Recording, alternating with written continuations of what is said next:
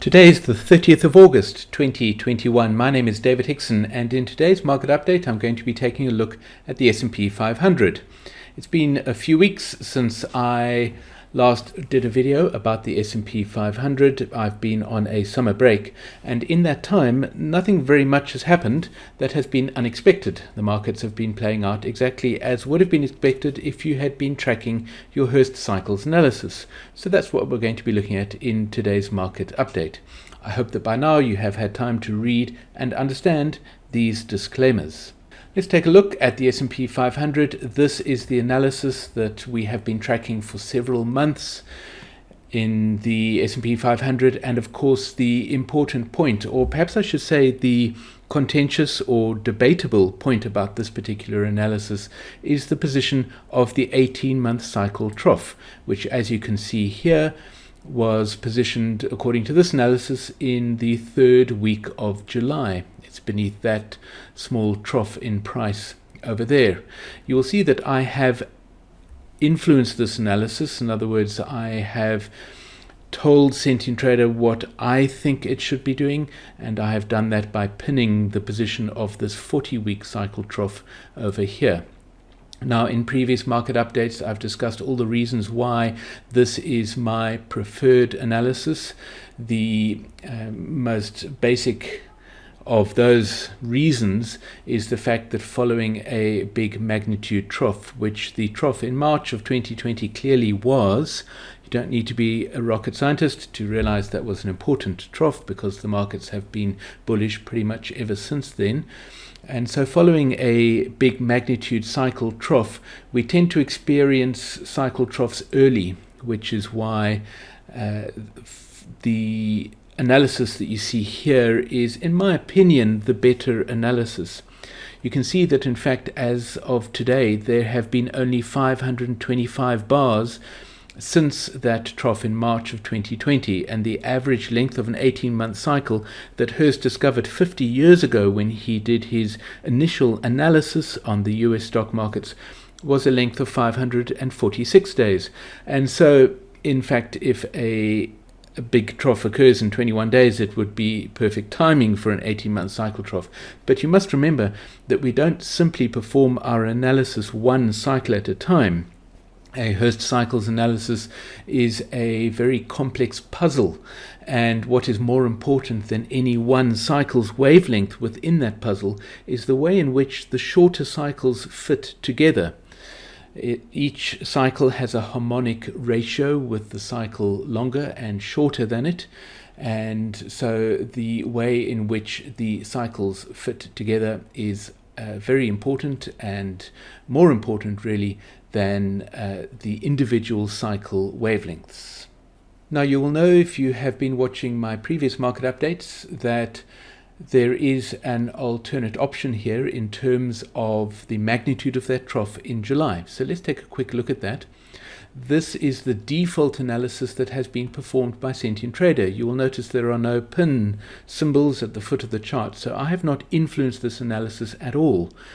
This is what might be called an out-of-the-box analysis. In other words, if you simply loaded up the data and asked Sentient Trader to analyze it, then this is the analysis it would be showing, assuming that you had matching data and that you started your analysis at the same point in time.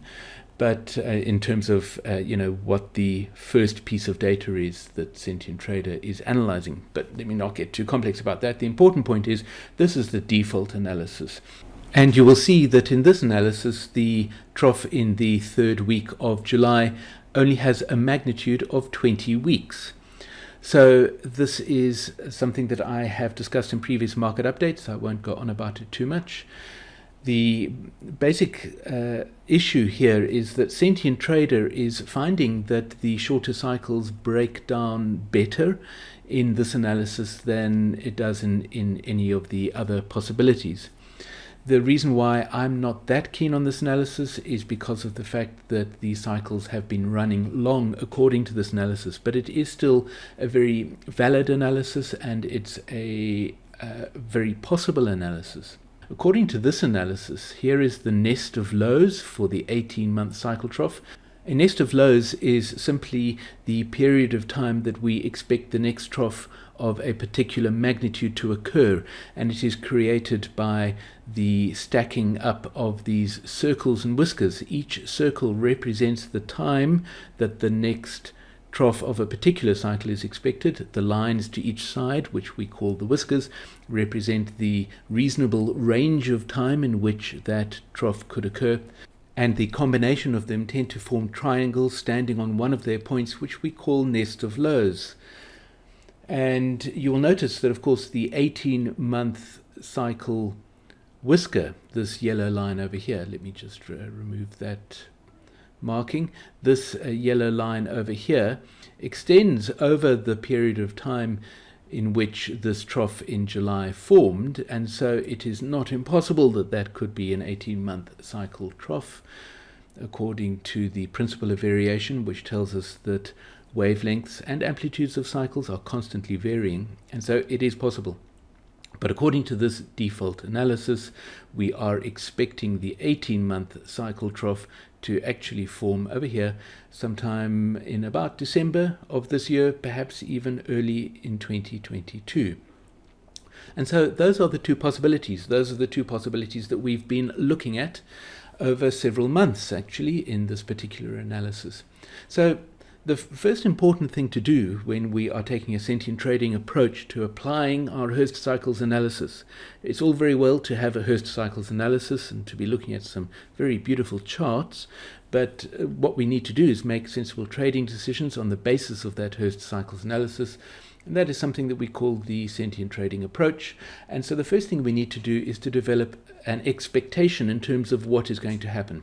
One of the ways of doing that is, of course, by simply looking at your chart, but you need to be a fairly experienced analyst in order to turn all of these diamonds and circles and whiskers into an expectation. And so a very useful tool for doing this, for visualizing the implications of an analysis, is the composite model line. The composite model line, as I mentioned in pretty much every single market update that I do, is simply a recombining of all of the cycle information that has been found in the analysis in the past and projecting that forward on the assumption that the wavelengths and amplitudes will remain constant, which of course they won't, which means there is an inherent flaw in the composite model line. But it is nevertheless a very useful tool for doing two things. The first thing that it does for you is it shows you what would have happened if the only thing influencing price in the past were the cycles on the chart as found in the analysis. And so that is a way of gauging the accuracy, if you like, of the analysis. So when we're looking at the past time period, in other words, anything that has happened before today, we can have a look at the orange dashed line, the composite model line, and we can compare it to the price movement. And you will notice there are some discrepancies. For instance, over here, the composite model line formed a peak at this point, and the cycles were influencing price to move down. That's what that period of downward movement in the orange dashed line actually means. Whereas price at that time, in fact, kept grinding upwards fairly slowly. It's been a very interesting period of time in the US markets because they have been steadily and fairly slowly but steadily grinding upwards in this way, and a lot of the cycle information has been sort of squeezed out of the price action. Nevertheless, of course, we are able to identify cycle troughs where they have occurred, such as over here, and you'll see that for a large amount of the time, the structure of the composite model line, in other words, when the composite model line is moving upwards, price is also moving upwards. That's what I mean by the structure of it. And when price is moving down, when the composite model line is moving down, price is also moving down, and so forth. So you will find that the composite model line describes the price action fairly well. We're going to take a look at the composite model line in a moment on the other analysis and compare them. But the second thing to say about the composite model line is that it is, of course, projected into the future, making the flawed assumption or the incorrect assumption that the wavelengths and amplitudes will not change, and we know that they will because of the principle of variation. But this is where the composite model line is very useful in terms of developing an expectation of what is going to happen. So in very simple terms, our expectation here is that the market is going to form a peak, either very soon or perhaps a little bit later, in a month or so, and then it's going to move down into the 18-month cycle trough. Let me just zoom in and we can take a look at that composite model line in a little more detail to see how it has matched price action recently. You'll notice that when we zoom in, the matching of the composite model line to the price action is much better. And that's because at this level of detail, in fact, the markets have been moving with perfect cycle behavior, if you like. They've been an example of a very well-behaved market. And we're going to speak a little more about that in a moment. But the composite model line, as you can see, is matching the price action very, very well, very clearly. So what expectation does this give us? Well, you will notice a nest of lows here for the 80-day cycle trough. And so the first thing that the composite model line tells us to expect is that we're going to witness price coming down just ever so slightly into this 20-day cycle trough over here. Then we're going to get a move up to a final peak in the 80-day cycle. Then we're going to get a move down into the 80-day cycle trough over here, and that is expected in, I think that's the 3rd or 4th week of September, sometime after about the 20th of September. Then, of course, we will get a bounce out of the 80-day cycle trough. We will get a peak for the next 80-day cycle, which will be the last 80-day cycle in the 18-month cycle, according to this analysis. And then, of course, there's going to be a move down into the 18-month cycle trough, which you can see the composite model line tells us to expect pretty much at the turn of the year, at the beginning of 2022. So that's what the composite model line tells us to expect in terms of this particular analysis. Let's go back to the other analysis and compare the composite model line here and see what that tells us. First of all, here is the composite model line for this analysis in the sort of wider time frame that we were looking at earlier. You can see that actually the price action here matches the composite model line a good deal better. We don't have the anomaly that I pointed out to you a moment ago in the other analysis, and the structure of the composite model line matches the price action much more accurately. It matches it much better in this particular analysis. And so for most of this analysis, the composite model line matches the price action fairly well. It matches it better, in my opinion, than the other analysis. However, you will notice that recently there has been a discrepancy between the composite model line and the price action, and that is, of course, surrounding the formation of this 18-month cycle trough. Now, if we take a look at this composite model line in the future, what is it telling us? It is telling us that price is expected to move upwards with great strength and just keep moving upwards, what some people might describe as a melt upwards in price. However, price doesn't really seem to be doing that. Why is the composite model line suggesting that it might happen? Very simply because of the fact that an 18-month cycle trough is formed, and an 18-month cycle is a fairly big cycle, and so that 18-month cycle is obviously expected to provide a good deal of bullish pressure. And remember, the composite model line is working with the information that it has in this analysis. It has measured the amplitude of the 18-month cycle, and it's saying, well, if a 18-month cycle trough is just formed, then we're going to see price moving upwards really strongly. The fact that price has not been moving upwards very strongly, of course it's been moving upwards, but as you can see it's sort of trapped in this, looks a little bit like a rising wedge. So it certainly hasn't been springing upwards with tremendous strength. It's just been continuing to grind upwards.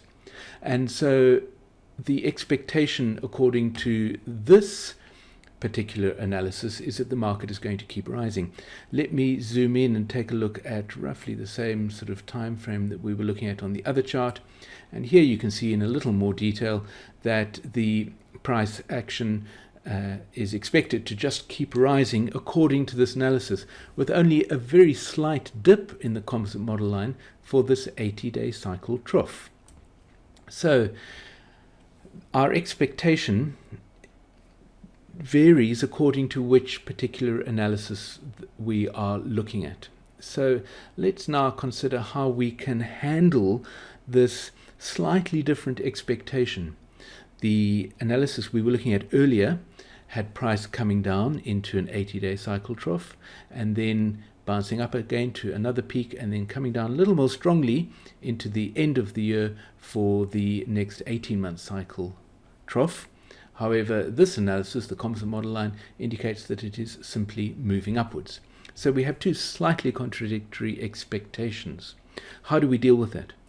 Well, what we do is we move on to the next stage of the process. We have some expectation, or should I say we have two slightly conflicting expectations. In fact, they're not very conflicting, and I'm going to demonstrate that to you now. But what we do is we move forward and we start working with our cycle tools. So what I'm going to do now is zoom in onto the current 80-day cycle. And let's just turn off this composite model line. Its usefulness has come to an end, in my opinion. Let's take a look at the 20-day FLD. You will know, I am sure by now, that this is my favorite cycle tool. The future line of demarcation is a very powerful tool that Hurst discovered. I have applied my own approach to the FLD, and in particular I track the way in which price tends to interact with that FLD. If you haven't heard about any of this before, then I would encourage you to take a look at the link in the description below this video about the FLD trading strategy. There's a series of videos that will introduce you to this approach, and it will help you to understand what I'm speaking about here.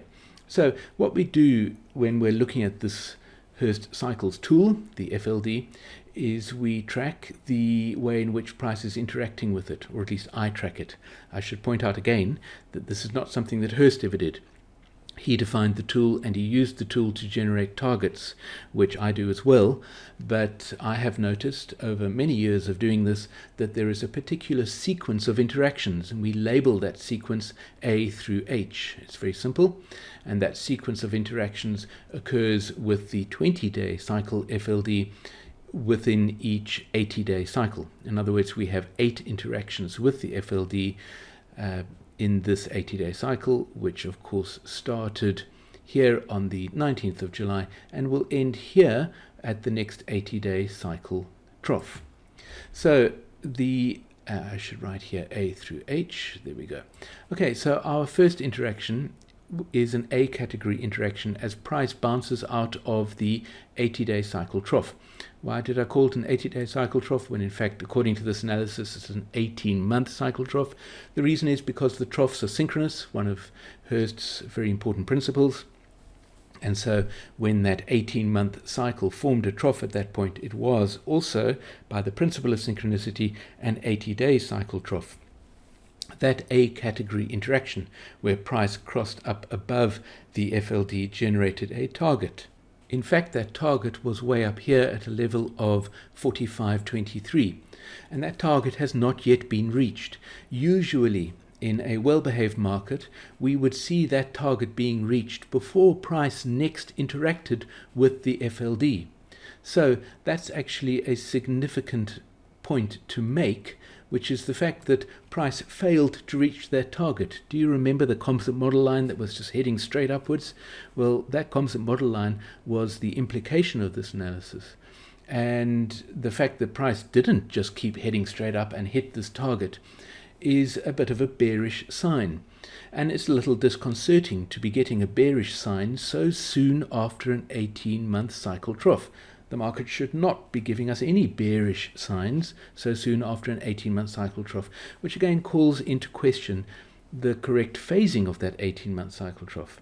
But as I hope I'm going to demonstrate in the course of this video, it doesn't really matter too much, because often when it comes to a discussion about the analysis and the particular magnitude of the cycle trough that is formed, it becomes a fairly academic debate, because we are looking at our Hurst cycles tools and using those tools to make trading decisions. and we can leave the academic debate about the exact magnitude of that trough for resolving later, if you like. I know many people find that very disconcerting when I say that kind of thing, but it's an important aspect of applying a Hurst cycles analysis to your trading decisions, in my opinion.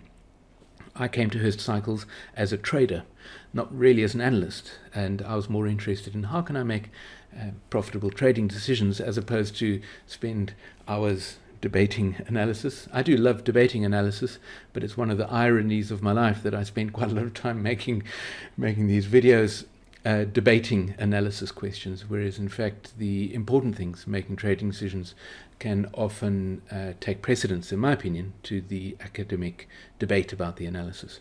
So that is the beginning of a bearish sign, which is tending to push me towards the default analysis, making me think maybe the default analysis is a little better at the moment. But let's continue tracking our sequence of interactions. The next time that price is expected to interact with the 20-day cycle FLD is when the 20-day cycle trough forms. So can you see this little stack of diamonds here? That is the 20-day cycle according to this analysis. And at that time, we expect price to find support at the level of the 20-day FLD. And as you can see, price did find support at the level of the 20-day FLD. I often describe it as approximate support because price will often drop down below the FLD, but then bounce up the very next day to rise above it, with the result that we have price tracking along the FLD. And that is what I call approximate support. And that is certainly what happened. That was a B category interaction. An aggressive trader might fade that move and might actually enter into a long trade at the point at which price comes down and finds support at the level of the 20-day FLD. A slightly less aggressive trader might wait until there is evidence that some support is forming and might start, might enter into a trade when previous highs are broken and so forth. And the next interaction is simply where price breaks away, pulls away from the FLD to the upside. That's the C category interaction. The next time that price interacts with the FLD is when it moves down into the 40-day cycle trough. So here you can see the 40-day cycle trough has already been found in the market in this analysis, because of course some time has passed since that interaction occurred. But that was the D category interaction, and again we can generate a target to the downside. The target to the downside here was 43.80. So somewhere over there, you can see that price came down, it achieved that target, and it dropped a little bit further the next day. Again, that might be slightly bearish. It's not very bearish, let's face it, but there's a little bit of bearishness creeping into this market. As you can see, we still have a failed A target, which was not reached, and price dropped a little further than it should have in the D category interaction. A D category interaction in a balanced market is often very, very accurately achieved, and you need to be very nimble getting out of a short D category trade, because it's over before you know it. It'll hit the target and then bounce straight back up again, which is of course exactly what happened over here. The next interaction is the E category interaction, where price breaks up above the FLD, and that E category interaction also generates a target. The target generated by that E category interaction is 45.53, I think I'm correct in saying, and price has not yet reached that target. So we do expect price to reach that target if, and this is where we do need to focus on the analysis, if this 18-month cycle trough position is correct, we would expect that E category trade to be achieved, to be reached by price, because following an 18-month cycle trough, of course, the first sequence of interactions really should be reaching their targets to the upside. Nevertheless, the next thing that is going to happen here is the price is going to come down to the 20-day FLD, and it is expected to cross below it on its way down into the 80-day cycle trough. Now, as I showed you a little earlier with the composite model line, according to this analysis, we're not expecting that move down into the 80-day cycle trough to be a particularly impressive one. But usually an F category trade provides us with a good short trading opportunity.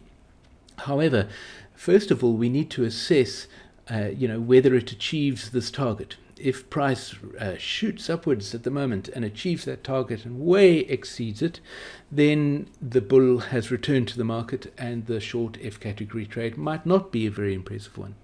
If price fails to reach that target and then crosses down below the F category, below the 20-day FLD in an F category short trading opportunity, then the sort of slightly creeping bearishness of this market is maybe beginning to take hold, and it might provide us with a good short trading opportunity for the move down into the 80-day cycle trough, which you can see we are expecting a little after the 20th of September.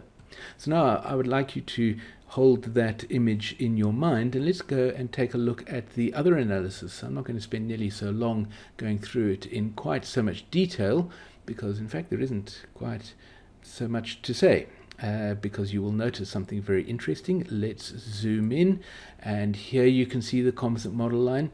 This composite model line is matching really very well, very accurately. You see we aren't getting sort of failed targets in terms of the composite model line. Price is reaching those targets. It's expected to come down to a 20-day cycle trough, as I mentioned earlier, and the move down into the 80-day cycle trough should be a little bit of a move down. It's not going to be a huge big affair, but it will be a bit of a move down.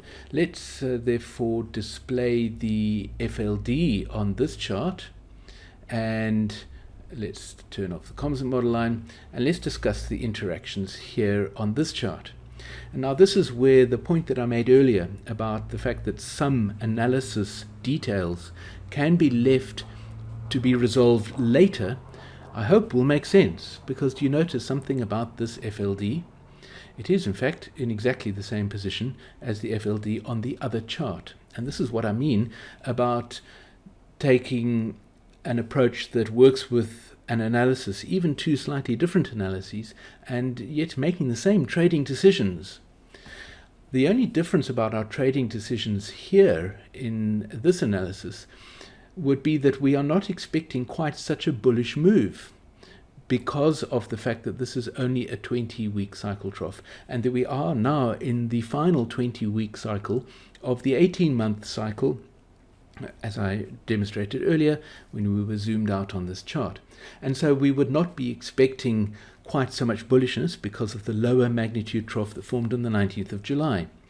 Nevertheless, in terms of our interactions with the FLD and our subsequent trading decisions, which can be made on the basis of the interactions of that FLD, you will notice that there is absolutely no difference.